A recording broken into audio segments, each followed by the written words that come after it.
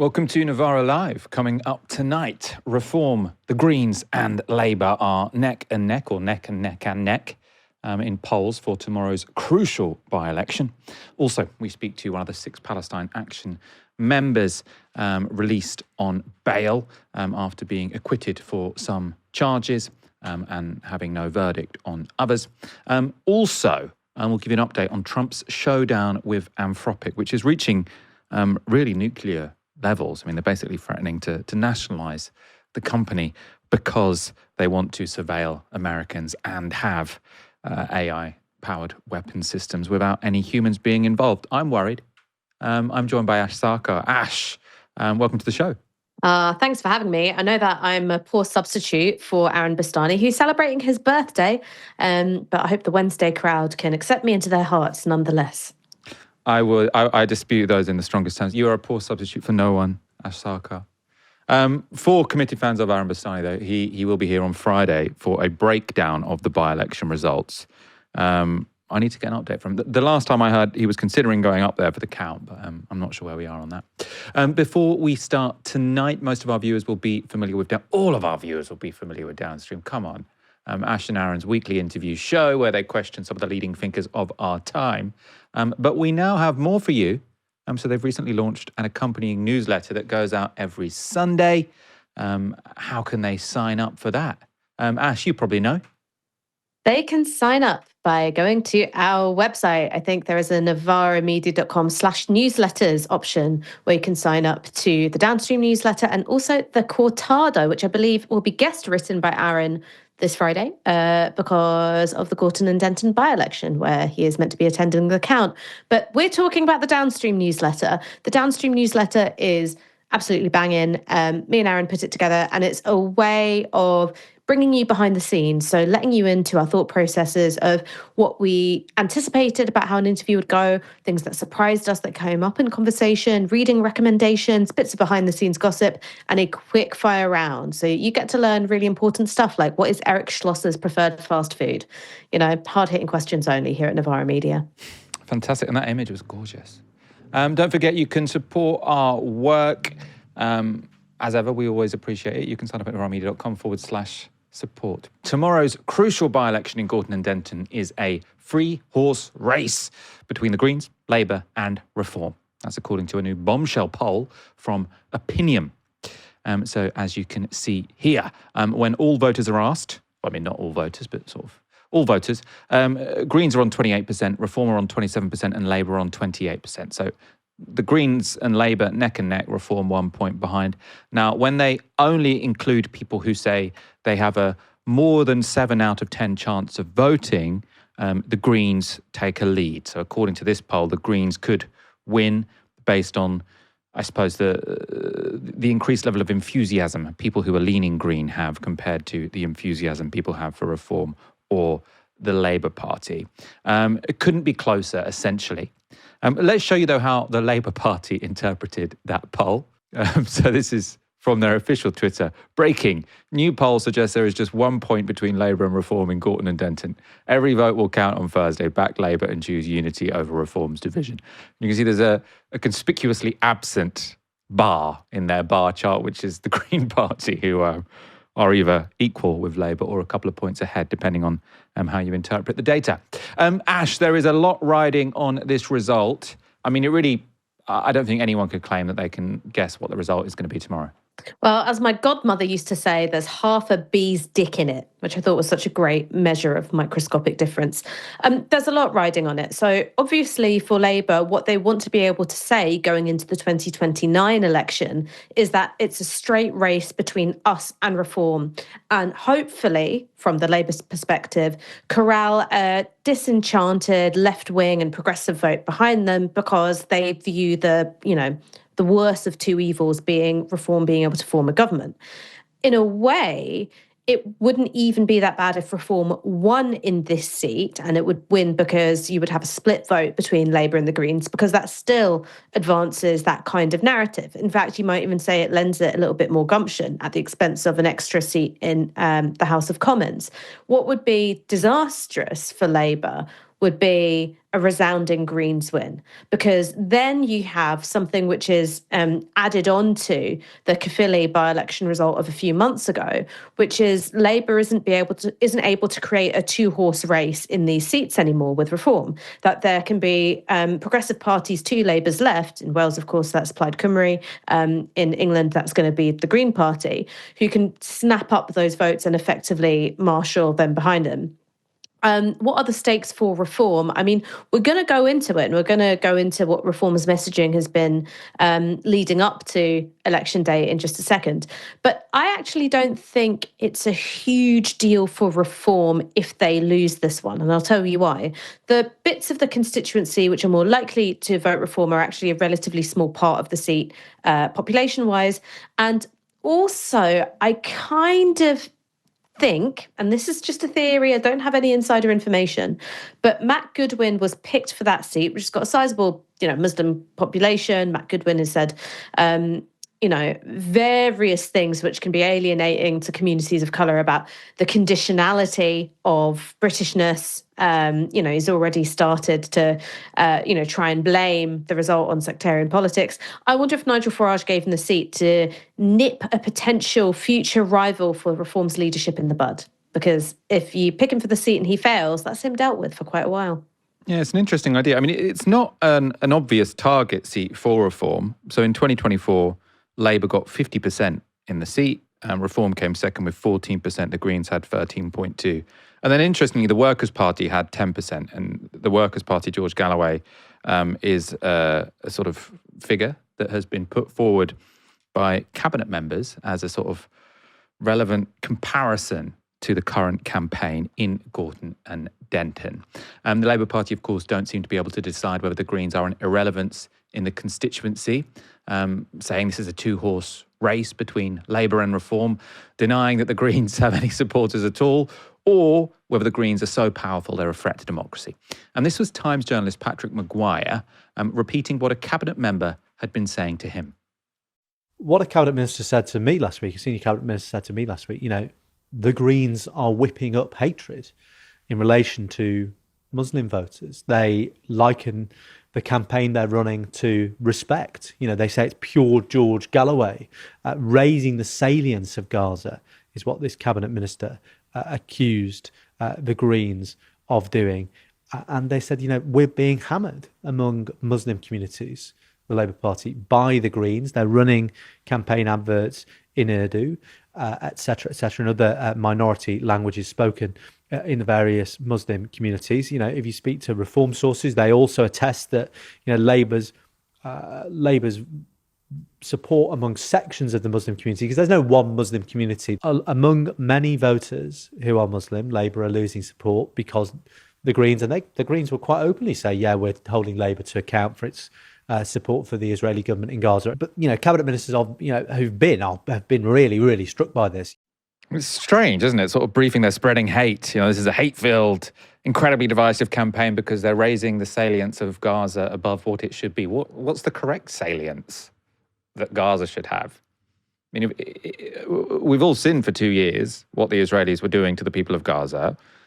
Most human rights organisations in the world have called it a genocide, and the UK didn't do very much to stop it. I mean, it did nothing to stop it. It enabled it with a party led by Keir Starmer. So if there are people that care about that, I don't really see how that is sort of feeding into division. That's just something that people quite understandably feel very strongly about.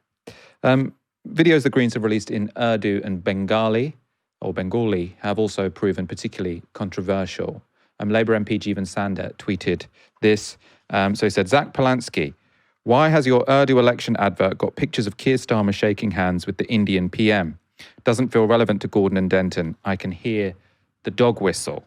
Now, the argument being that this is specifically trying to appeal to Muslims, to say that Keir Starmer is too close to this Hindu leader of India, and therefore there is something sectarian about this. Not just that people might sort of disagree with the policies of Modi. I mean, to be honest, for my part, I think that, of course, Keir Starmer should be smiling and shaking hands with the democratically elected leader of the world's most populous nation. But I mean, that's my position on it. However, if the Labour Party do want to complain about this, they don't have a leg to stand on because they've used the exact same strategy in the past. This was Labour's leaflet in the 2021 Batley and Spen by-election. Don't risk a Tory MP who is not on your side. And then you've got a picture there of Boris Johnson shaking hands with who? Modi. Right, so exactly what the Greens are being told is divisive and sectarian, the Labour Party have done already. Reform's attacks on the Greens are also remarkably similar to Labour's. Hi everybody, Matt Goodwin, the Reform candidate of the Gorton and Denton by-election, which is on Thursday. Your opportunity to make history is on Thursday. And this is an opportunity to push back against Hannah Spencer and the Greens, who are obsessed with Gaza. They are obsessed with the Muslim vote. They are campaigning in Urdu and Punjabi. They're not interested in Gorton and Denton. They're interested in what's happening in faraway lands. I'm the only candidate at this by-election who is actually going to prioritise Gorton and Denton, the people from Gorton and Denton. I'm the only candidate who will stand up in the House of Commons and not obsess about Gaza, but actually say Gorton and Denton, Gorton and Denton, Gorton and Denton, and bring the respect and recognition and representation that this area desperately needs and which Labour completely disregarded for decades. Vote Reform UK, get rid of Keir Starmer and put Gorton and Denton where it belongs, which is first. Just imagining Matt Goodwin sort of standing up at PMQs. He's been called upon. He says, Gorton and Denton, Gorton and Denton, Gorton and Denton. Really putting it on the map. In terms of this question of should British politicians just focus on Britain or their own constituencies? Well, last year, our own Aaron Bastani debated Matt Goodwin and pointed out the former academic wasn't entirely consistent when it came to his stance on putting Britons first. I want a national unifying politics which puts Britain first, not Pakistan, not Gaza, not any other foreign policy thing, Britain first. Not Israel? Well, not Israel. The media's just been talking about Israel and the IDF for the last 4 or 5 days. That's all they talk about. You wouldn't think that high streets in this country are on the way down, or public services aren't doing well, or people are struggling with their bills. I hear so much about Israel. Is that a fair point? Well, my personal view is Israel is a very close ally. Well, until recently, it was a very close ally of the United Kingdom. We should look after our allies. Unfortunately, No, we shouldn't. Unfortunately, we should look after Britain. Unfortunately, Israel no longer feels that we are a reliable ally, thanks to the Labour government. I care. And Why? Lots of British Jews in the country care about that. The point of politicians in the UK should be to look out for the UK. That's it. That's something, by the way, that the right always used to say. And I used to look at them as somebody in the left going, you know what, I think they've got a point. And large parts of the right, Matthew, have just gone away from that because they just keep on talking about Israel and Tel Aviv and the IDF. They're making the IDF a protected characteristic. Need to go to the human rights, watchdog and maybe protect for, IDF lance corporals because they're being discriminated against by the UK, media. It's silly. You had it right. You had it right 5-10 years ago. Look after this country. It's not silly to say Israel has a right to self-determination and to protect its own people. Every country does. That Britons, particularly British Jews, also feel profoundly unsafe about the direction of travel in this country. So hold on. You started this by saying British politicians shouldn't be talking about other countries. I say ignore Israel. And then you say, no, actually, no, they should be talking about Israel. You need to make your mind up. I'm not saying they should be talking about Israel. I'm saying I have less of an issue with them talking about countries that are our allies than people who are actively trying to organise politics along sectarian lines, which is what this independent group is going to do. Let's be frank, it's going to be pro-Gaza, anti-Israel, anti-British state, anti-military, pro-Palestine action. It's going to be all the things that this country should not really have. Do you know, in the last parliament, do you know what percentage of Tory MPs were members of Conservative Friends of Israel? How many? 70%. Be friends of your own constituencies. Jealous, I suppose, of the Tories for their Friends of Israel division. And of course, Labour have their own as well. Just 2 weeks ago, Nigel Farage announced the creation of Reform Friends of Israel. Ash, I suppose much to comment on here, Matt Goodwin's hypocrisy, but I suppose Labour, Reform, they're both really attacking the Greens for, the allegation is that they're leaning into sectarianism. Well, look, I want to sing you a song that I wrote just now, and it goes like this. It goes, everyone likes ethnic politics when it benefits them. So even the argument that it was a beautiful song, by the way. Gorgeous, Grammy yeah. all over it. Aaron would Record never of have the done year. that. You know, that was He would never have done that because he's got too much dignity. That's why, Michael. But everyone does like ethnic politics when it benefits them, because when Matt Goodwin is pushed on the point about Israel, which I think is a totally fair point by Aaron, and Aaron accepts the point of view that it's a coherent worldview to say, look, it's Britain first, don't give a fuck about any other countries. Sorry, that is a coherent worldview. Others might disagree with it, but it makes sense. Is that when Aaron presses him on Israeli exceptionalism, what is it that Goodwin says? He says, well, that's an issue that British Jews care a lot about.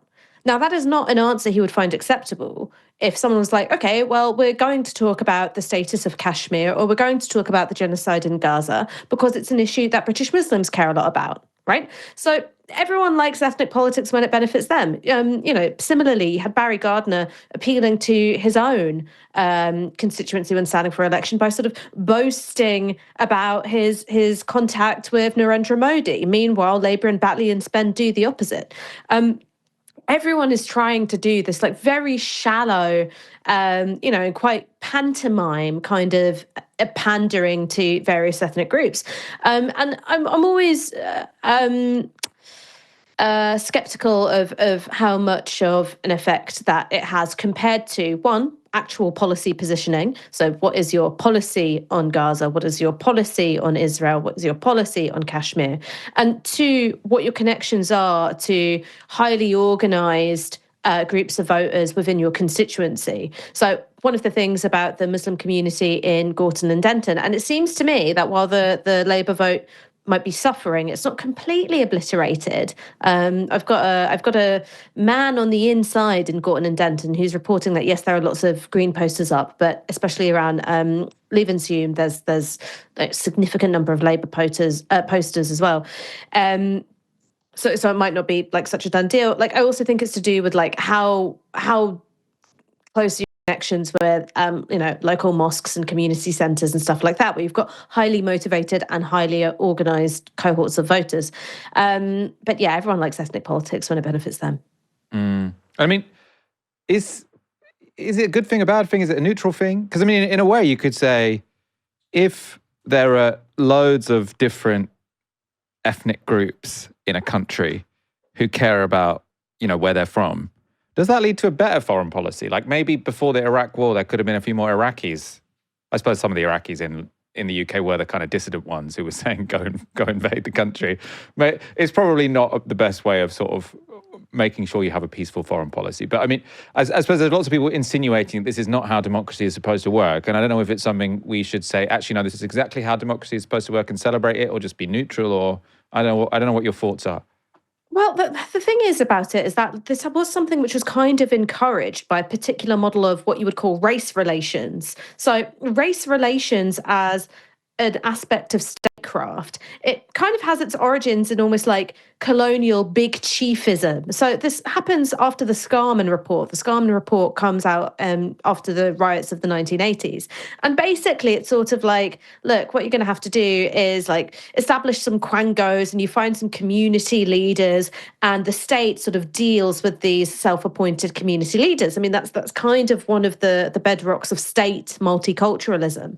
It's not really the same as a lived multiculturalism, because one of the things I think when I see any of these self-appointed community leaders on the telly, I'm like, who the fuck is this guy? Never seen him in my life. So it sort of has an outgrowth of like British colonial administration then applied here in the motherland. And I think that you end up with this, quite shallow kind of pandering politics. I mean, look, Michael, I think you can treat different ethnic and religious groups as legitimate. And, there are forms of community organisation which exist in a free society, right? So if you are wanting to, meet with and encounter people in your constituency, you can do a lot worse than going to mosques, churches, synagogues, temples, et cetera, right? It's a thing that all politicians do. But I think that the negative aspect of it is, and I think that you see this with the Board of Deputies, for instance, and you also do get this with other religious and ethnic groups as well, is that you have this sort of, often quite conservative community leadership, which says, all right, we're going to speak for everyone. We're going to speak for everyone because you're the one who the state deals with. And I think you end up with a sort of wacky politics where you go, well, this group of people say that X policy is, anti-Semitic or Islamophobic or Hindu-phobic or whatever else it is, because that's what this self-appointed, bunch of community leaders are saying to us. I think that's sort of wacky. I mean, the thing is that communities don't exist in the sort of neat and hermetically sealed way in which they get spoken about. And one of my favourite facts is that the fastest growing ethnic group in this country is mixed race people, because you can't stop people mixing. You just can't.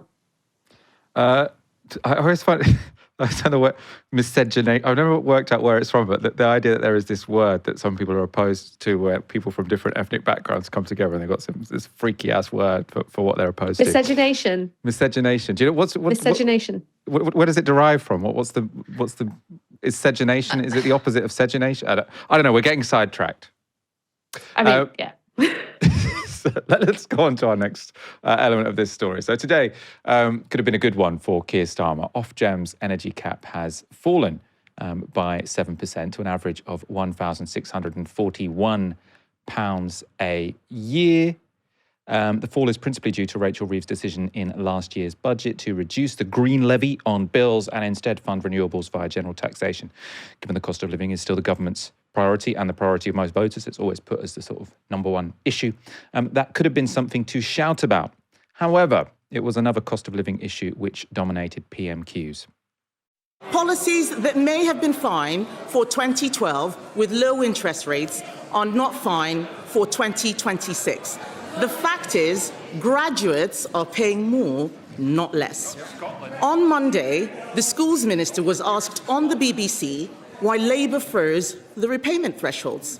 She said the government has, and I quote, huge pressures.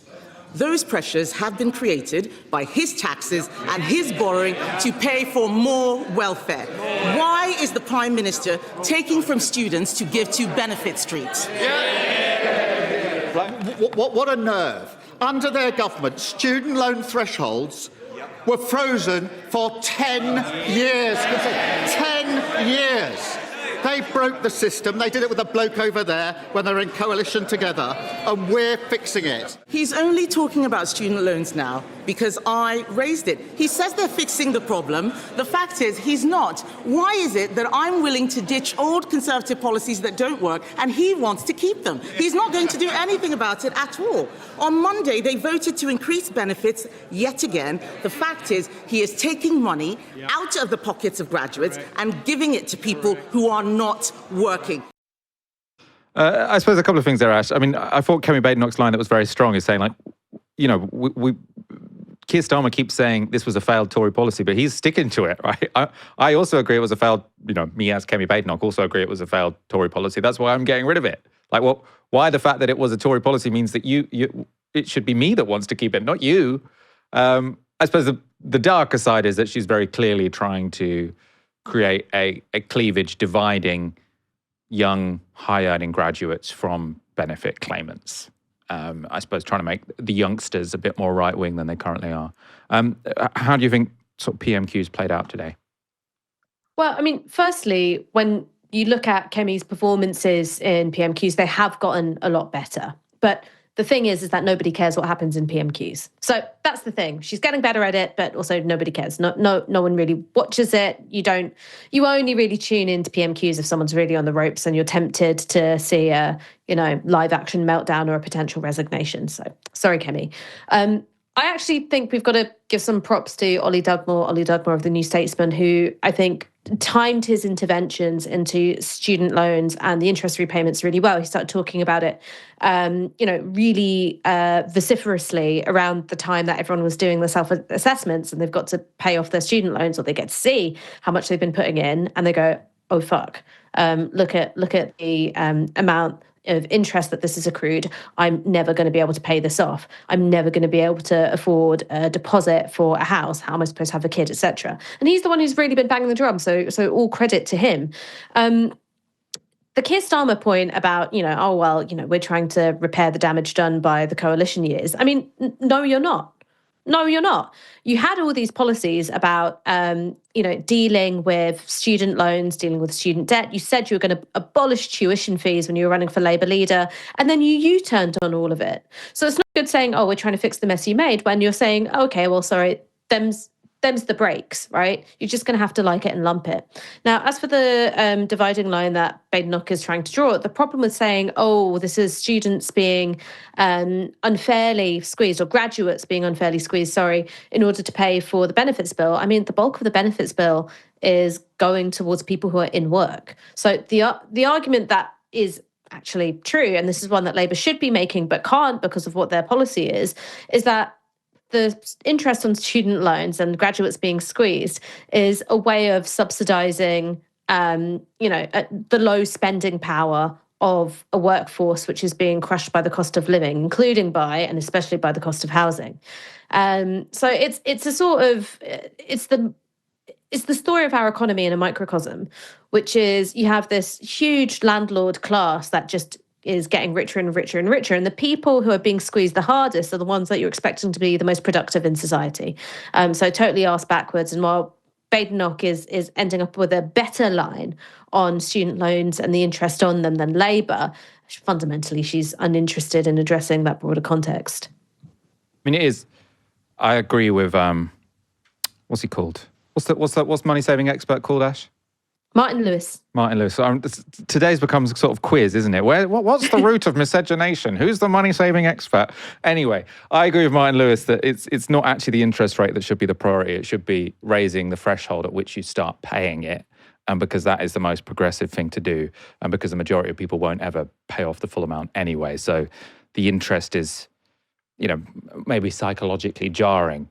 But unless you're a very high earner, it's sort of besides the point. So I think the bigger issue is raise the threshold, maybe make it a smaller marginal percent that you're paying back. I mean, obviously, or go for free education. But if you're going for a sort of simple reform of the sort that Kemi Badenoch is pushing, I would push a different one. In August 2024, 6 activists from Palestine Action targeted an Elbit Systems factory in Filton. Earlier this month, all 6 defendants were acquitted by a jury of aggravated burglary. 3 of them, Fatima Rajwani, Zoe Rogers and Jordan Devlin, were also acquitted of violent disorder. The jury also refused to convict any of them of any remaining charges. Within hours, Rajwani, Rogers and Devlin, along with Charlotte Head and Leona Camillo, were finally bailed after spending 17 months in prison without being convicted of a single offence. That's a long time behind bars. And the 6th defendant, Samuel Corner, was not granted bail. He'll face a retrial for a charge of grievous bodily harm with intent for allegedly striking a police officer with a hammer during that action. Of course, just days later, there was another ruling relevant to Palestine Action. That was the High Court in London, judging that former Home Secretary Yvette Cooper's prescription of Palestine Action as a terrorist group was unlawful, siding with Palestine Action co-founder on the 2 of the 4 objections she raised in her case against the prescription.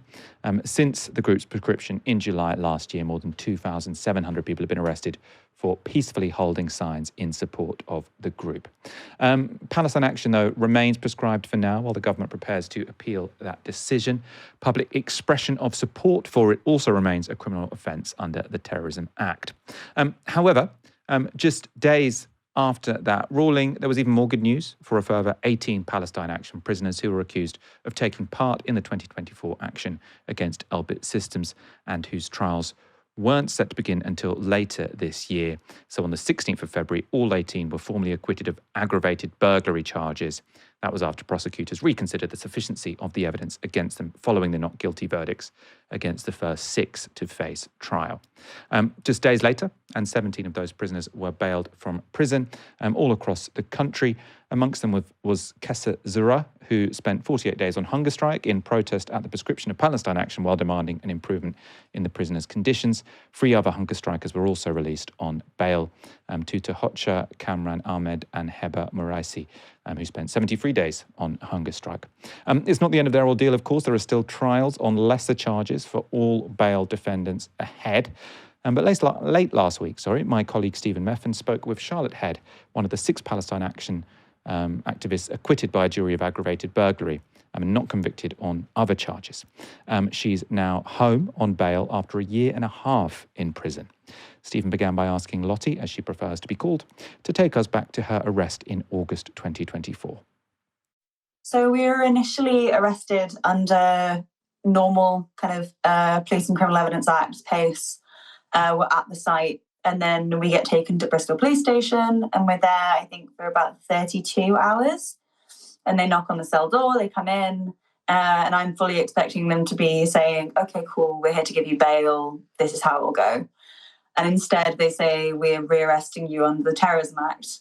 And I think, to be honest, it was a shock. I think I just went completely numb because it just felt so surreal. I think, I've been pretty privileged and never had to kind of think about the terrorism law that much in my day-to-day life, and it just didn't feel real. I didn't get to talk to my lawyer until I was in the counter-terror custody for about a day and a half, so about 3 days since we'd been arrested. It was all just very surreal. Just to be clear, it had never occurred that the kind of action that you're participating in at Filton, or alleged to be participating in at Filton, was, could be considered terrorism. That was not something that had been discussed, or had never occurred that, damaging this property might be thought of as an act of terror? No, and it was something that I think the first, my solicitor who came to counter-terror was Simon Natus from ITN, very experienced kind of, protest solicitors. And honestly, I think one of the first things I remember him saying was, we've never seen this before. And I was like, as soon as he comes in the room, I'm asking him 1,000,001 questions, because obviously we're terrified and isolated and stressed. And I was like, well, what happens now? What does this mean? What is this? And, just firing these questions at him. And he just says to me, he's like, look, we've never seen this before. We've never seen protest, anything like any sort of protest, anything that was kind of property damage, or like what we were doing, what had happened, be connected to terrorism or counter-terror. So I think, if it definitely hadn't crossed our minds, and I think even when it was the solicitors were all brought into the fold, they were also just very confused, and also everyone was very scared, because it was that feeling, you knew that this was new ground, and there wasn't any kind of precedent to follow. Now, those charges or the arrests under the Terror Act, they didn't translate into charges under the Terror Act, right? You had charges under the normal criminal law in the end, and those were charges of aggravated burglary, violent disorder, and criminal damage. And as we know, 2 weeks ago, all of you, the 6 of you who were facing trial towards the end of last year, were all acquitted on the aggravated burglary charge. There were some mixed results in the other 2 charges, and there will be a retrial on some of those. We don't know when yet, presumably, something like next year. But then also, all of the 24 involved in the Filton action had the charge of aggravated burglary not dropped, but they were all formally acquitted of it this week. So that's kind of an amazing result, that the major charge, you were sort of test against it, the prosecution failed to make a case, and as a result, not being able to make a case with you, it looks like they've decided they can't make the case for anybody. We've been the guinea pigs throughout, I think, the 6 of us, because we were always the first trial. We were, the ones that were allegedly in the building. And I think, not only just guinea pigs in this case, specifically for us in this trial in comparison to our co-defendants, but also in this new vein of kind of trying to prosecute protesters so aggressively. And, I think when the aggravated burglary charge first was first read out to me, I didn't know what aggravated burglary was. I think most people don't. There's some really specific legal definitions in there. The 2 basically being, the 2 main ones really being the one, you have to have entered the building. It's not just the premises, it's not external, it's be inside the building, which is only alleged against the first 6 of us. And then the other thing, which is the crucial point in all of this, is that you had to, on entering the building, have had the intent to cause harm to a person, that you're carrying a weapon that you intend to cause harm with.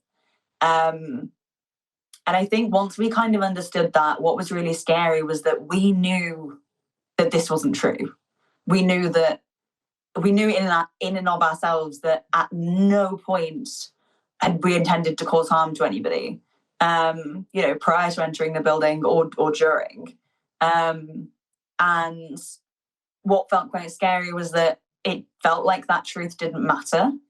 It felt like we could be as honest as we liked. We could say whatever we wanted, but over and over again, leading up to the trial actually beginning, there were so many examples of things that should have happened, the way that the legal process should have worked. And every single time, it didn't go to it basically whatever the CPS wanted, whatever the judge wanted, that was how it went. We all should have been given bail immediately.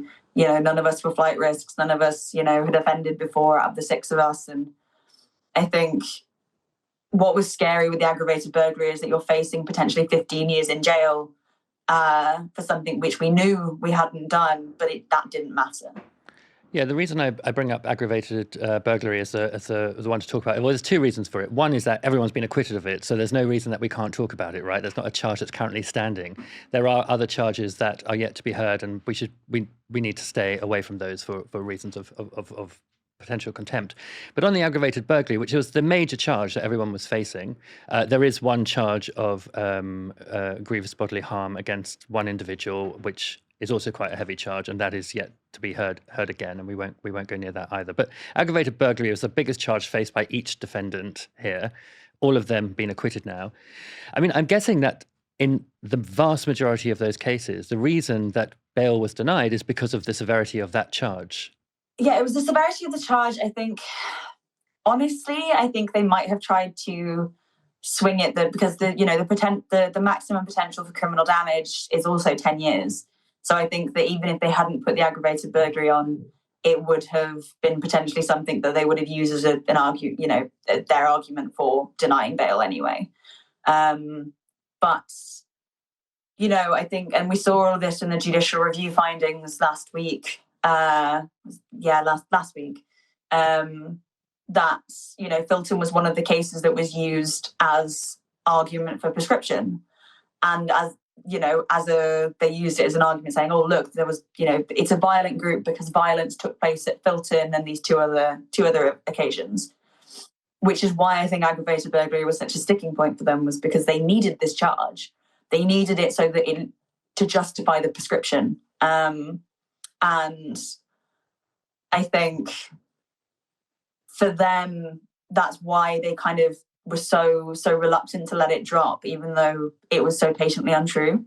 I think from the outside, it can sometimes have looked as though, this particular charge, the aggravated burglary charge in the Filton case, and the Palestine Action prescription were sort of mutually reinforcing in some way. So, as you said already, Yvette Cooper, talked about violence and so on, things that couldn't be talked about because they were sub judice at the time, or there were active cases, and that involves, I think, the aggravated burglary charge. But also, it looks like perhaps your conditions in prison altered once the prescription came in, or like the ability for you to be bailed, for example, became harder once the prescription came in. Is that right? Was that your impression? The prisons freaked out and they really didn't know what to do with us, despite the fact that we're all, relatively harmless looking and relatively harmless behaving. And I think they were very confused. And then, because it was almost a year to the day, I think, when after us being arrested, when prescription actually came in. And then I think I got off relatively lightly from it. Mostly I had a lot of the officers, because by this point the officers had known us for almost a year. And I've got officers coming up to me going, what is this? Like, you're part of a terrorist group? I don't understand. Like, this doesn't make any sense to me. This doesn't, chime with what I've known of you as a person in any sense of the word. And, their argument, like I said earlier, about, Filton being used as one of the examples of why they justified prescription was very ironic, because then, later, trying to get bail, attempting to get bail and on several occasions, I think it was floated, kind of the severity of, none of you have renounced Palestine Action. None of you have, kind of spoken out against it as a reason to deny bail. It's like, oh, well, you haven't condemned this terrorist organization, which was prescribed on the basis of your own engagement. It's like, well, we've been in prison for the past year and a bit. I don't really know. We're not au fait with the current situation. I don't know what you want us to say. And also it wouldn't be right before a trial. So it was very cyclical, and I think it did become quite insidious in that way. I wondered about the hunger strikers. Whether, I mean, you must have been aware of what was going on, and with their hunger strikes in prison. What impact did that have on you while you were there? So it was quite interesting. So I was originally in Bronzefield, where quite a lot of my co-defendants and other kind of pro-Palestine activists were. I was there for 4 months, and then I got sent to Foston Hall up in Derby, where I was the only kind of activist there. So again, they had no idea what to do with me. Bronzefield had told them, can you take one of these big scary terrorists? And I turned up and they were like, oh, okay, did you send the right woman? Not 100% sure. So I was quite isolated from it. So I only really found out, and obviously communication, into prison, it's hard to keep up with what's going on. But I found out about it kind of through friends when they came to visit and stuff. And I was so upset. I was really, terrified. I think purely because as soon as I heard that this had started, I knew, I think after it had been so long of us being in prison, that my personal opinion is that the state didn't care about our lives. They didn't care about the quality of life. They didn't care about our lives at all. And I think it was very scary to kind of think about how far it could potentially go. The fact that people could potentially die, people that, I am now, very connected to on a legal and personal level. The fact that they could die. And I don't think that these, the prison establishment or the state would have really done much / lifted a finger to stop it. And that was really upsetting. Before I let you go, will you just tell me, what has the impact of all of this been on you, on your loved ones, on your family? And what was it like coming home, because you're out on bail now? I think I've lived in a lot of, kind of different situations. I've lived through a lot of difficult stuff. I worked for 3 years in a refugee camp when I was 20. And I would say that prison and this whole experience has been equally, if not more, traumatic than that. I think, and that for me, that really is saying something. I never thought anything would affect me the way that Calais did. But I was sat on a train the other day and I heard a baby crying, and it just immediately went into shock, because it sounded like the screams that I used to have to go to sleep to pretty much every night when I was in prison. I think there's just ways that it affects you emotionally that you're never really prepared for. And what's been really heartbreaking throughout this whole thing is that obviously I've really struggled. I think, being in prison, being used as a pawn in this, game that the state is playing. All of us knew this. All of us knew that we were being bounced around as political play pieces throughout the whole thing. We were just being scapegoated, and that's really terrifying, because you realize that you don't matter. It's just about what purpose you can be used to, and that was very, very scary.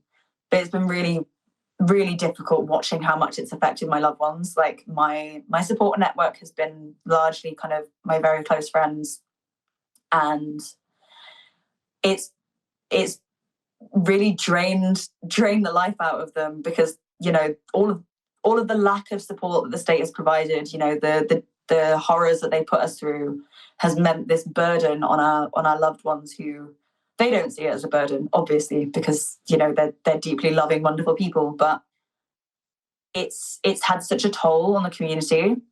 But I think at the same time, what's really, really powerful is that I don't think the state necessarily understood that when they threw a bunch of people who, especially people who are involved in, tight communities, activist communities, religious communities, when they threw us all in prison and then tried to call us terrorists and then tried to, threaten us with 15 years in prison and psychologically torture us, every time they did something, it just made the support network and the community tighter.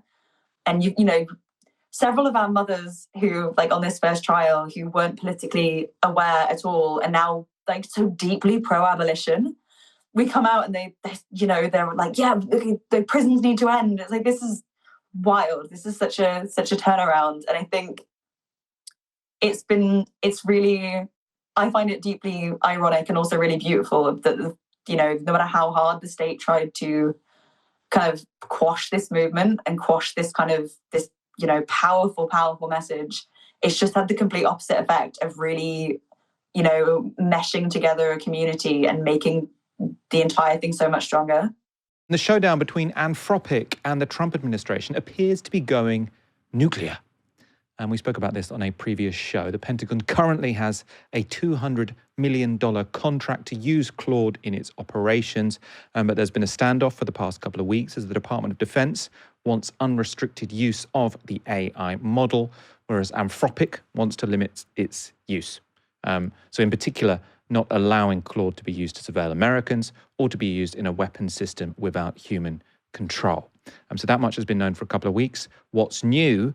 Well, according to Axios, Trump's Defense Secretary Pete Hegseth has set a deadline for Anthropic to agree to unlimited use of its product. And they report that Hegseth and Anthropic CEO Dario Amodei had a tense meeting on Tuesday, where Amodei was told that the Pentagon will either cut ties and declare Anthropic a supply chain risk or invoke the Defense Production Act to force the company to tailor its model to the military's needs. So basically commandeering a private company because they won't agree to let the US government do whatever they want with the technology. So this is from that article in Axios. The Defense Production Act gives the president the authority to compel private companies to accept and prioritize particular contracts as required for national defense. The law is rarely used in such a blatantly adversarial way. The idea, the senior defense official said, would be to force Anthropic to adapt its model to the Pentagon's needs without any safeguards.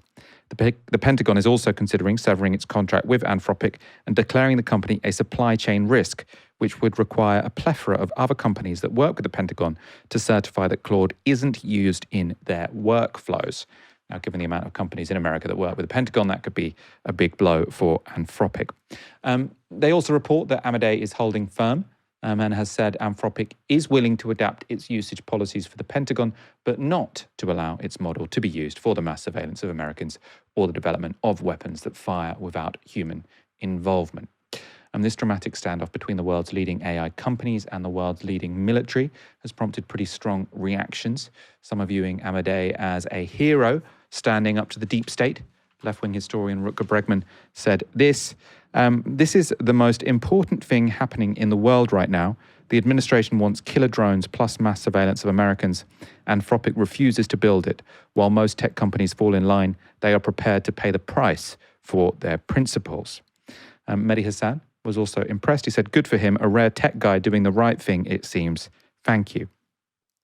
In a recent interview in a New York Times podcast, Dario Amodei explained why surveillance of Americans and fully autonomous weapons were a red line for his company. That's one reason why I'm worried about the autonomous drone swarm, right? So, the constitutional protections in our military structures depend on the idea that there are humans who would, we hope, disobey illegal orders. With fully autonomous weapons, we don't necessarily have those protections. But I actually think this whole idea of constitutional rights and liberty along many different dimensions, can be undermined by AI if we don't update these protections appropriately. So, think about the Fourth Amendment. It is not illegal to, put cameras around everywhere in public space and, record every conversation. It's a public space. You don't have a right to privacy in a public space. But today, the government couldn't record that all and make sense of it. Right. With AI, the ability to transcribe speech, to look through it, correlate it all, you could say, oh, there's this, this person is a member of the opposition. This person is expressing this view, and make a map of all 100 million. And so, are you going to make a mockery of the Fourth Amendment by the technology finding kind of technical ways around it?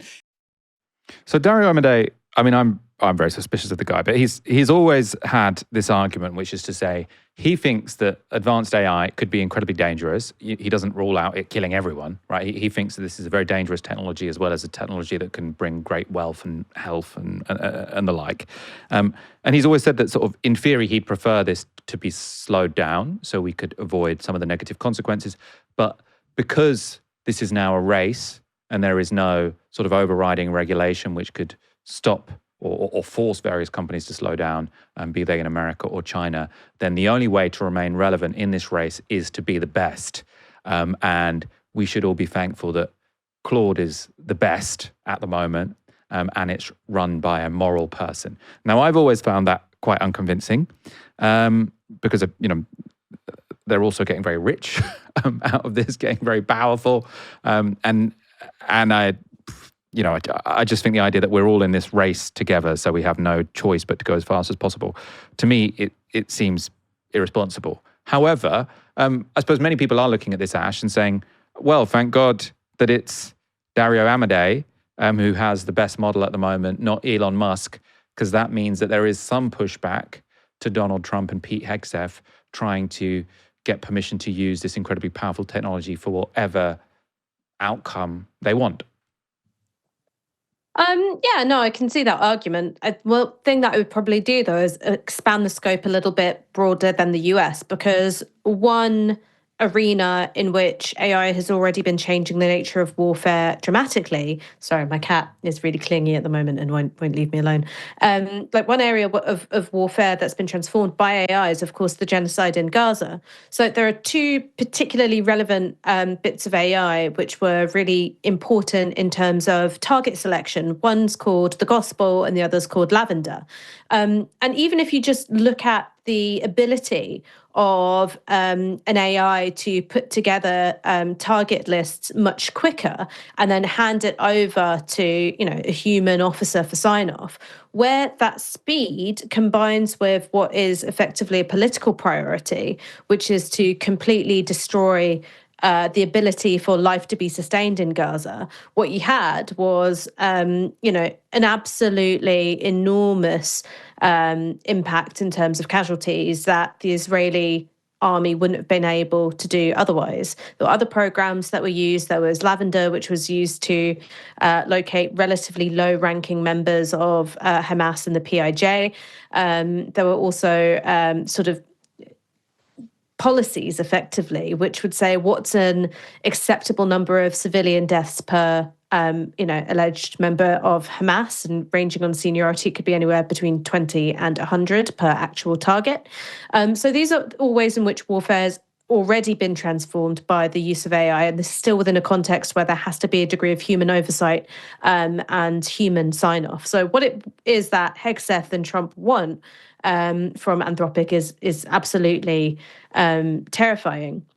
In terms of how I feel about our own politicians about it, I've had the privilege or misfortune, whatever way you want to look at it, to talk to Labour ministers about AI, right? And so this is when I'm doing something like Politics Live or Question Time, chat in the green room. And they're absolute idiots. Like, they're complete numbskulls. Whenever you raise any of these kinds of questions about, okay, the use of AI in compiling lists of targets in war, or if you talk about the impact of AI in education, for instance, and you talk about what it's going to do or is doing to the critical and analytical abilities of children in education, they just sort of go, oh, we'll just teach them how to use the prompts better. And then anything which is more existential, they completely ignore. It's sad, and I also think it's fragile, as we're about to discuss, to rely on AI CEOs to have the best interests of the human species at heart when they're developing this technology. But let me tell you, our politicians are absolutely incapable of it. They literally don't understand what they're talking about. Let's look. I mean, you just intimated towards it there. Another piece dropped about Anthropic in the past 24 hours, which paints the company in a less positive light than the standoff with Trump. So this is from Time magazine. So it says, exclusive, Anthropic drops flagship safety pledge. And this is from that report. In 2023, Anthropic committed to never train an AI system unless it could guarantee in advance that the company's safety measures were adequate. For years, its leaders touted that promise, the central pillar of their responsible scaling policy, as evidence that they are a responsible company that would withstand market incentives to rush to develop a potentially dangerous technology. But in recent months, the company decided to radically overhaul the RSP, so that's the responsible scaling policy. That decision included scrapping the promise to not release AI models if Anthropic can't guarantee proper risk mitigations in advance. We felt that it wouldn't actually help anyone for us to stop training AI models, Anthropic's chief science officer, Jared Kaplan, told Time in an exclusive interview. We didn't really feel with the rapid advance of AI that it made sense for us to make unilateral commitments if competitors are blazing ahead. The new version of the policy, which Time reviewed, includes commitments to be more transparent about the safety risks of AI, including making additional disclosures about how Anthropic's own models fare in safety testing. It commits to matching or surpassing the safety efforts of competitors, and it promises to delay Anthropic's AI development if leaders both consider Anthropic to be a leader of the AI race and think the risks of catastrophe to be significant. So actually got a company here. So they've said, we're weakening our policies, and now if we think that our product could have catastrophic consequences, we might delay it for a couple of weeks. It's sort of like, I think if your product is going to have catastrophic, if you think there's a high chance of it having catastrophic consequences, it's not just delay it a couple of weeks, don't release the goddamn sort of catastrophe machine. I mean, I don't know if you watch Industry, Michael, but I was thinking about the speech given by this season's baddie called Whitney. So he's standing up in an AGM for a bank, and he says, tattooed on my heart is the motto of all industrialists everywhere. We want speed, we want efficiency, we want certainty. And that desire for speed is a product of market logics. Now, I'm not saying that state logics are always better. We just talked about what it is the Trump administration want Anthropic to do. But you can encode ideas of what is the good in state policy and pursue that as well as the profit motive. Whereas Anthropic is having to deal with competitors, both competitors which exist domestically, but also international competitors like DeepSeek. And there's also a fear that AI is a bubble or will become perceived as a bubble. And, we know that markets are a product of herd behavior, effectively. So what you want to be is the one which is too big and too essential to fail, right? You want to be the one which either gets the bailout because you're central to government operations, or you want to be the one that actually makes the product which is useful, and then the other ones can die. And those logics mean that all sorts of other concerns, privacy, safeguarding, and then also the sort of, I would say the cognitive attritional effects of AI dependency, all those things go out the window. Scary time to be alive. That's why Moose is heading out the door. He doesn't like this conversation anymore. I wanted to ask you actually, because normally it just so happens that my AI days are often with Aaron, sometimes Helena. I'm not sure. I think because you're normally on a Monday, there's normally so much news over the weekend that we don't talk about these topics. I want to know your P-doom. What do you think is the probability that AI kills us all? Well, I think that AI is part of the thing which is already killing us, which is the drive to convenience. I was talking about it to somebody today, which is I think that there are two things which are hard-coded in human behaviour. One is the drive to sociality and the other is the drive to convenience. And at the moment, these two things are in tension and convenience appears to be winning. Whenever you make something more frictionless and less labour-intensive, we go for it, even if it's at the expense of our sociality. So what really worries me about AI is that, children in particular become more and more reliant on it for their thinking. So does, everyone that's in the labour market. And what you have is the world just becoming shittier and sloppier and worse and stupider. So that's the thing which really worries me. Maybe it's because I've not engaged with the sort of spectacular existential case enough. But I think it's going to be the sort of enshittification of the human race. Yeah, I mean, I've got an interview booked in with Nate Suarez next Friday. Who is a co-writer of the book, If We Build It, Everyone Dies. So his P-Doom is very high. So we'll be exploring that more late next week. We'll wrap up there. Ash Sarkar, thank you so much for joining me this evening. Why did you have to end on such a bummer of a question? I think we're going to have to go lay face down. Yeah, I mean, mate, my P-Doom is quite high, and I sort of spend a lot of time listening to kind of AI podcasts and then just doing the news. And there is always a bit of cognitive dissonance when you're talking about sort of what's going to happen in the next general election.